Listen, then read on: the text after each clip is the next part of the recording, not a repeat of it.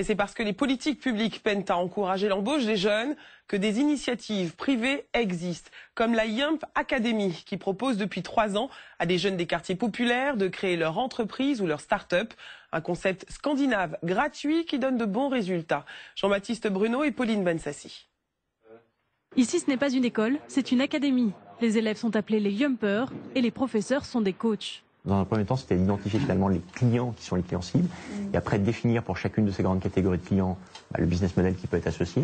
44 futurs entrepreneurs, pour la plupart issus des banlieues parisiennes, ont intégré la Yump Academy en décembre dernier. Tous ont un projet bien précis et sont là pour apprendre à le concrétiser.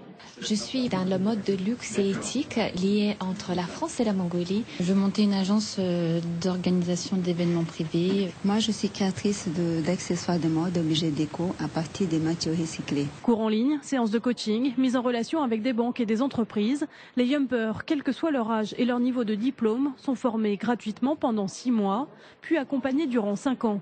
Objectif, prouver aux investisseurs que les habitants des quartiers ont de la volonté et du potentiel. L'adresse est un marqueur identitaire aujourd'hui.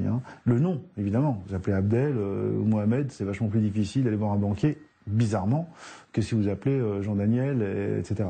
Ce qui veut dire qu'aujourd'hui, on a vraiment besoin d'avoir des dispositifs qui luttent contre les discriminations, donc qui aident à franchir ce cap, et qui concourent à l'égalité des chances. Gaël, lui, a grandi aux Ulysses, à 25 km de Paris. À 29 ans, il a acquis une certitude. Ici, il y a vraiment un brassage ethnique, un brassage de culture, un brassage donc du coup d'idées. Et je pense que la France, elle a encore beaucoup à tirer de ce brassage. Lui qui n'a pas le bac, a longtemps travaillé dans l'hôtellerie.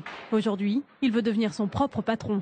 Son idée, proposer aux entreprises de mettre en place des cours de sport pour leurs salariés et aider les salles de sport à développer leur stratégie commerciale. Je me permettais de vous rappeler suite au mail que je vous ai envoyé. La Yump Academy recrute en ce moment ses futurs Yumpers.